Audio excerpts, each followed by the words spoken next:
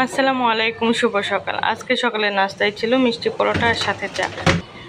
মিষ্টি পরোটা যারা আমার মতো মিষ্টি পছন্দ করেন তাদের কাছে ভীষণ ভালো লাগবে, আর তাছাড়া বাচ্চারাও এই পরোটাটা অনেক পছন্দ করে। তো মিষ্টি পরোটা বানানোর জন্য আমি প্রথমে একটি ডো বানিয়ে নিয়েছিলাম, নর্মাল যে পরোটার ডো হয় সেটাই। তারপর সেখান থেকে একটা রুটি বেলে পরোটাতে যে সয়াবিন তেল দিয়ে দিয়েছি।